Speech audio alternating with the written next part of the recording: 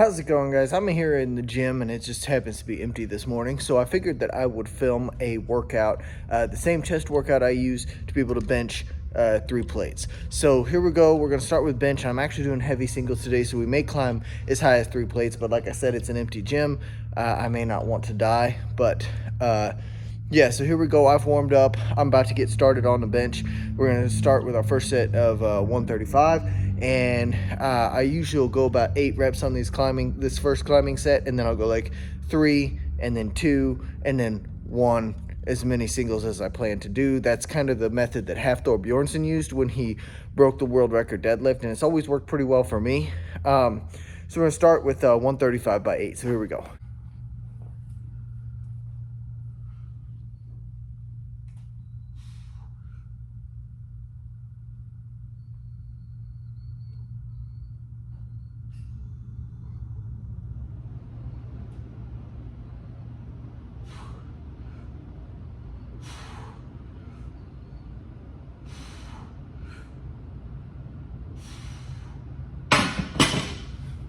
Yeah, obviously that went really smoothly. Typically with bench, what you want on these climbing sets is first rep to feel just like the third rep, kind of. First rep, last rep should feel close to the same. You're trying to get muscle activation. You're not trying to get a burn yet. You're not on your working sets. So when you're just warming up like this, you're climbing. It's important because the way that muscles activate is your body likes to conserve energy, so it only uses as much as you need. So you should always warm up a little higher than the working sets that you're going to do, because what that does is motor neurons, the nerves, activate from smallest to largest. It's hardest to get an action potential big enough to activate a large nerve. So if you only warm up with, say, a bunch of sets at 135 and then try to jump to 285, 275 and do some working sets, you're probably going to hurt yourself and that first set is going to feel really, really heavy. Those working sets will feel heavy. Whereas if you warm up 135 and you get up to like 225, 275, 300, 315, you do just maybe a single, you've recruited those bigger motor neurons. You've recruited the larger motor groups. And as those bigger and bigger muscles are activated, then that first working set will feel lighter and lighter. So if I climb up to 315 on my warm-up on my climbing sets and then drop back down to, say, 285 to do sets of 3 or 4, then that's going to feel a hell of a lot easier because I've warmed up heavier than that and I've already recruited the bigger motor units. If that's I'm not sure if that makes sense. Let me know if that makes sense or not. But that's kind of the neuromuscular physiology of a warm up. So 135, easy peasy. I usually make a jump to 225 here. It's not that big of a deal. And then after that, we'll kind of gauge how I'm feeling with whatever my next climbing set is. So we're gonna go to 225.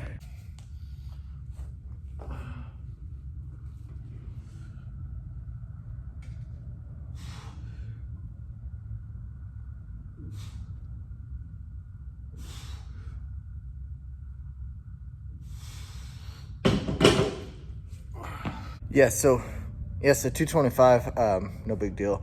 Got it for 3 pretty smooth. I felt good about that. I'm gonna probably jump to 275 and just do a single and then climb one more time because I'm kind of wanting my heavy working set to be around 285 for 3. So the way that I do working sets is a little unusual, I think.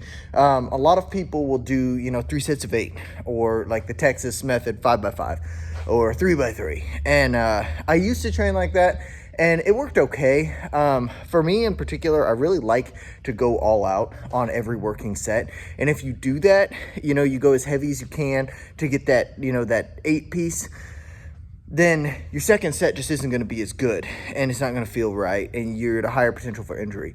And because I know myself, and I know that that's the way I like to train, what I tend to do is I'll go a set of 3, like a heavy set of 3, and then I'll do, say, a heavy set of 8, and then I'll do as heavy as I can go for 12.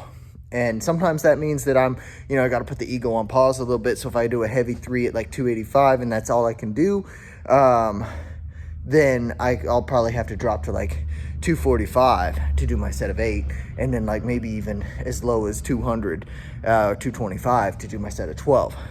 But I find that I can push myself a little harder, and over the weeks I have more of an improvement that way. And especially if I'm that way, I can kind of keep my training style consistent between bulking and cutting as well, because usually when you bulk, you can go that low volume, build more muscle, and when you cut, you've got to up the volume and not lift as heavy, and it kind of feels like you lose strength. And that may just be me, that may just be an idiosyncrasy of myself, but I find that I can get a good mix, almost like cross training, if I lift this way. So I'm gonna bump it up to 275. I'm just gonna do a single, and then I'm gonna go hopefully 2 more climbs before I get to the working sets. Now, this is also a type of workout that you do if you have extra time. I just happen to have extra time this morning and an empty gym so I can film. I don't like bothering people in the gym, so I don't really film if it's super busy, or I'll just like record the set and, you know, that sort of thing. But doing this this style, it does take a little longer because you're climbing, then doing working sets, and then you got to do your accessories. So it takes a little bit longer, but it has worked really, really well for me. So here we go, we'll go 275.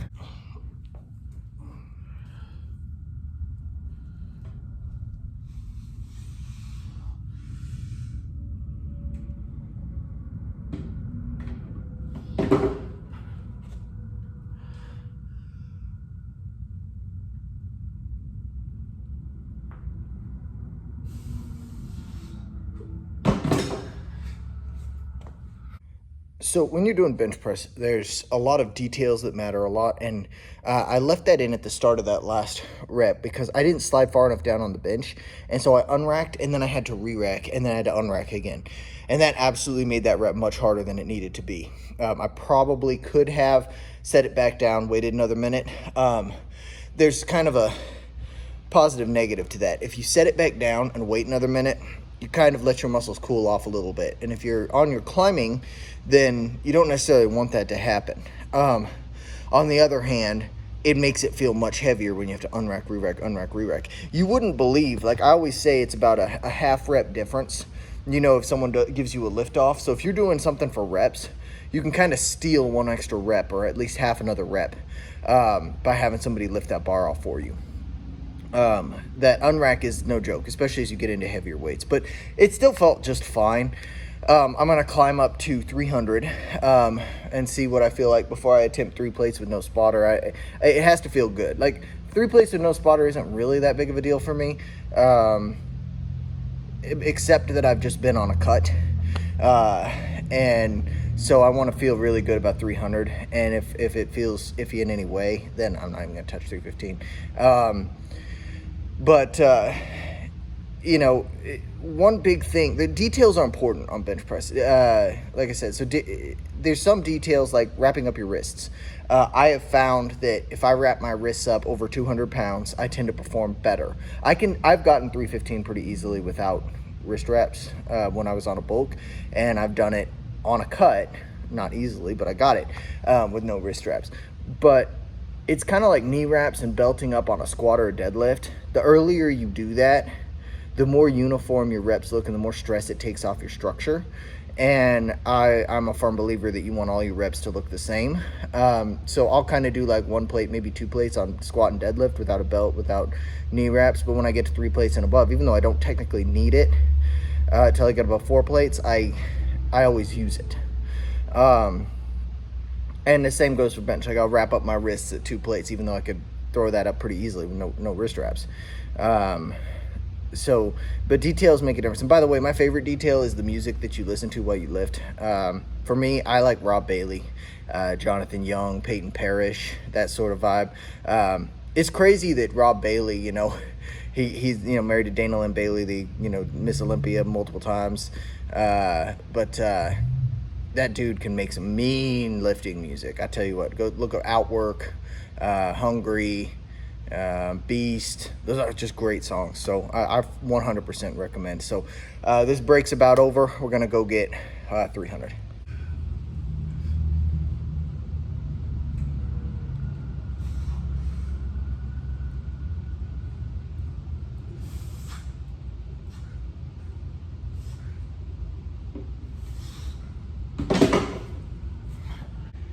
Well, that didn't go as easily as expected. As you can see, I'm sure that that rep was a grind. I was never in doubt that I could get it, and I like that there's lower safety racks on this bench, but I'm not climbing again without a spotter. I think 315 grind rep is in the tank right now, but I'm not doing a grind rep that heavy without a spotter.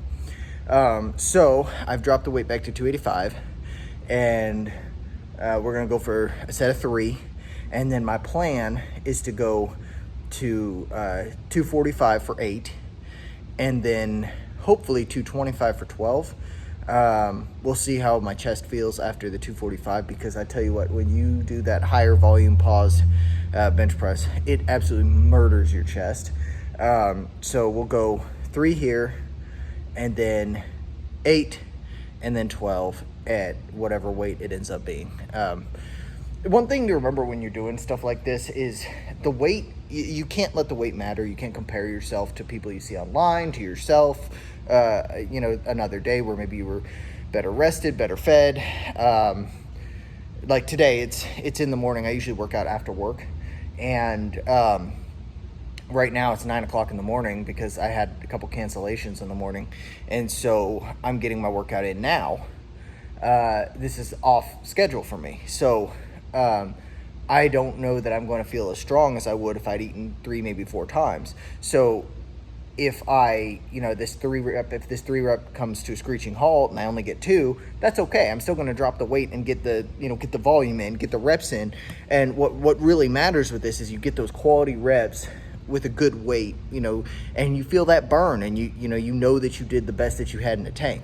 Like, I know that sounds cliche, but that really is what you've got to do if you really want to build up strength like this. You just, you go in there and you just put it all on the line, get every single rep that you can, and it's going to work out. Like, you got to be patient, and you got to understand not every training session is going to be a win. So I've got 285 on the bar. I'm going to walk a couple circles, give it maybe another 2 minutes of rest, and then we're going to get into this 285.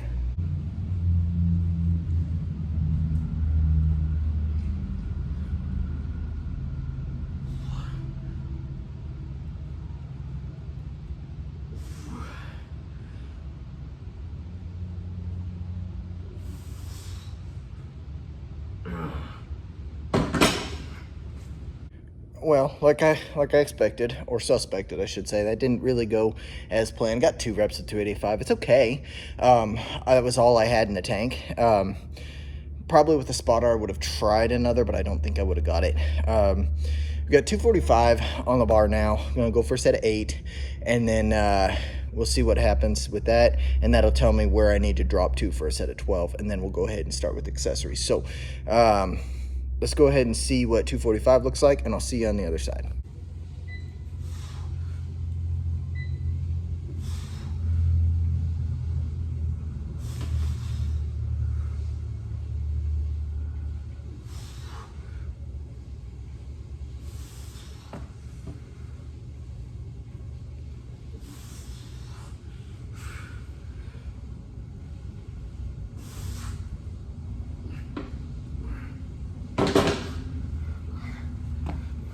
Okay, well, once again, didn't go as expected. Got 6.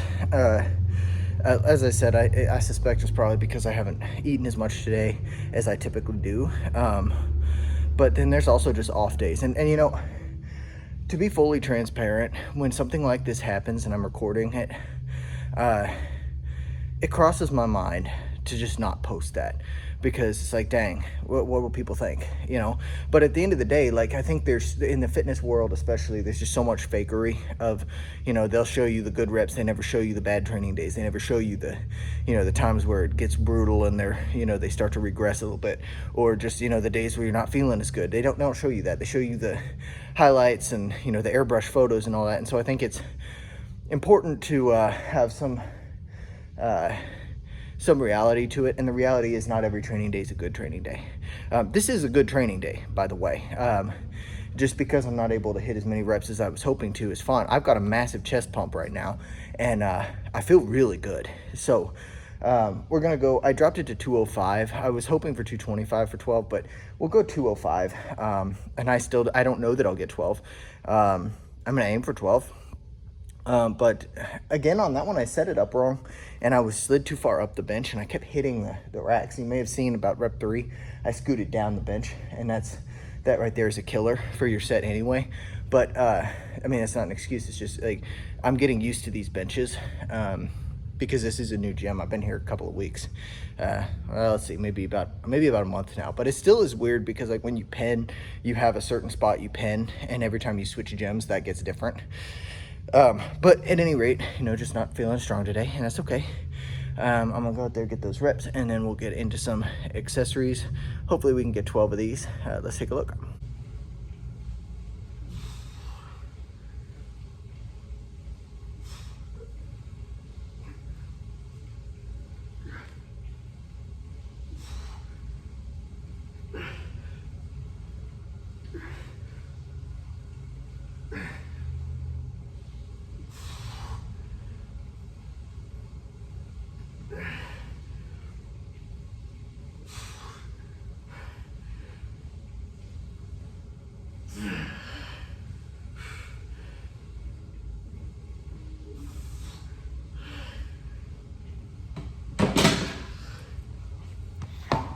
Okay, so I got 12. That was about max reps on that, but I'm happy I got it.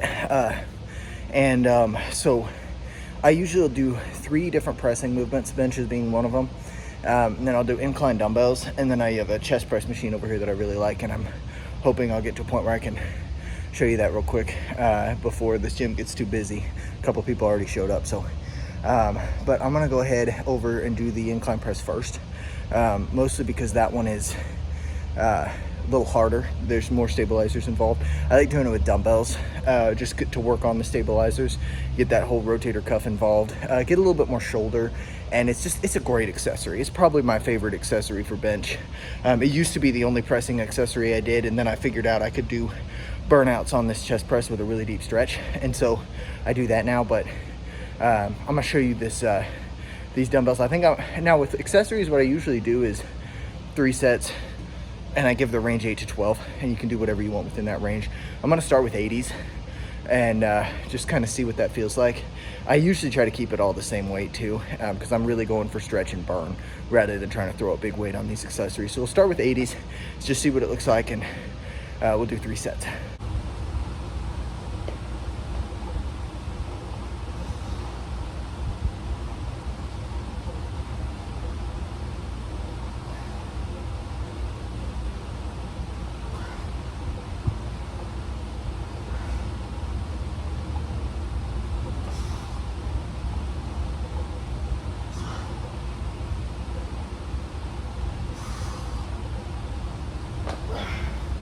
Okay, so 80 felt good.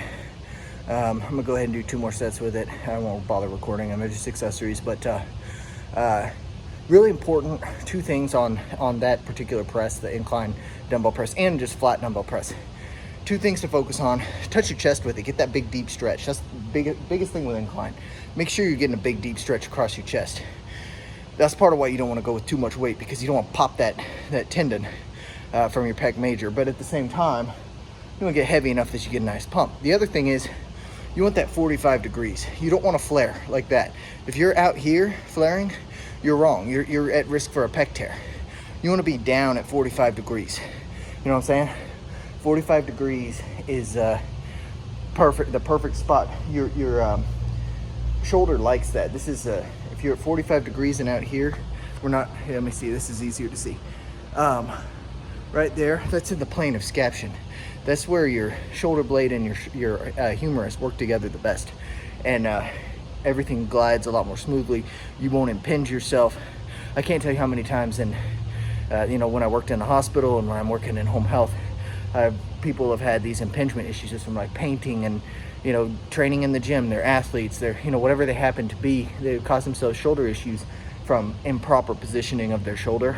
So you want that 45 degrees at your side, no flare, and touch your chest with it, get the deep stretch. I'll see you on the other side of the dumbbell presses so that we can get into this chest press machine. I'm really excited about this one. Okay, so this is actually currently my favorite chest exercise. I like it even more than bench, which is sacrilegious, I know. but I can get such a deep stretch on this. It's amazing. So I'm just gonna set it up right here on this back machine since there's nobody over here, and I'm gonna record this set so you can kind of see what I'm talking about. Now I always set the setting so it pushes me all the way back. I want that full stretch on my pec here. That's the entire point of using this machine. I don't really like machines all that much. I only use a few, and this is one of them that I use because I feel like I can get that really deep burn. And what I do with this one is kind of a burnout. So since it's more controlled and there's not as many small muscles involved of the rotator cuff, I'm at much less risk for injury than I would be like burning out on a bench press. So I'll burn out on this. I'll do anywhere from 12 to 20 reps, and I'll do that twice, and then I'm done with pressing. But this is like almost exclusively chest and triceps. That shoulder stabilization is just not a thing with this machine. So here we go.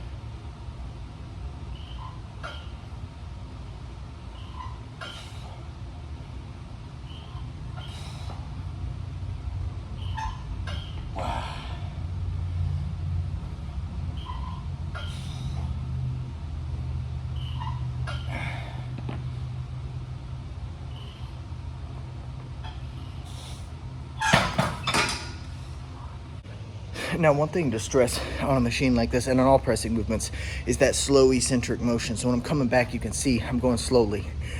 Same thing on bench. I lower it down and touch my chest. I'm not bouncing it. And that's really important because that leads to all kinds of issues, shoulder impingement in particular, muscle pec tendon tears, all kinds of like just muscle issues and joint issues. You tear apart your glenohumeral joint doing that. You don't want to bounce it. You don't want to bounce it. You tear up your rotator cuff. None of that is good. So what you want to do is be nice and easy, just nice and slow. Stretch it all the way back.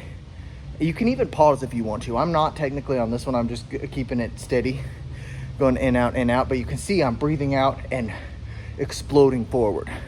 But take it nice and steady back. Explode forward, nice and steady back. Over and over. Because building muscle on that eccentric phase of the movement is just as important as on the concentric phase. Remember that. Best way to build up your chest. So I really love this machine. So I'm gonna go do one more set, burn out on it, and then we'll go to flies and then some triceps and then lateral raises, and we'll be done. So this whole workout takes about an hour and a half for me. It's the longest workout for upper body that I do, and it takes longer because I'm filming it. So by the time it's all said and done, I'm guessing it'll be about 90 minutes. If I did it without filming, probably 65 to 75 minutes because I'm going boom, boom, boom. But it's okay. It's a good workout, I promise. I'm gonna be super pumped by the time it's all done, and I'll try to get in some good lighting and show you guys the pump, because I'm not as lean as I could be. I'm probably about 15% body fat. I don't know. We'll see. So it's harder to see the posing at the end of it, and I'm not any good at posing either. I've been a power lifter. I don't know anything about posing. All right, so I'm gonna get this last set and we'll move on to flies. Okay, so on the flies, you can obviously do flies lots of ways. There's like the fly machine, pec deck. There's the cables. There's you can do the just dumbbells. I feel like I get the best stretch and the best constant tension because that's where I have to right time under tension with the cables. So I usually do 4 sets of flies. I'll do 2 coming from up high and then 2 coming from down low, because I feel like that middle position, I get plenty of that on my chest with these pressing movements. So these are kind of, to get the higher and lower parts of your pec that don't really get touched as much during just a standard press. So here we go with this. Like I said, we're just gonna do 2 from the top, 2 from the bottom, and then we'll head over and do some triceps.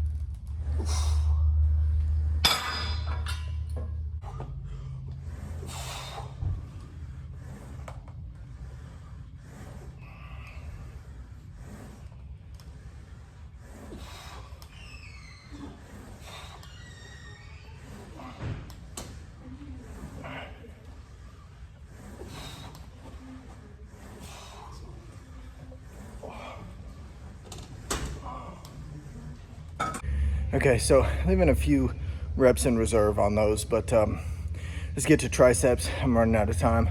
So we'll do triceps and lateral raises. Get out of here. So here we go, triceps. So I choose this tricep exercise because it allows me to get over my head with the fully lengthened position of the tricep. That's the most beneficial for building muscle. And again, slow on the eccentric, explosive on the concentric. So here we go with this one. We'll do 4 sets of this, 4 sets of lateral raises. There we go.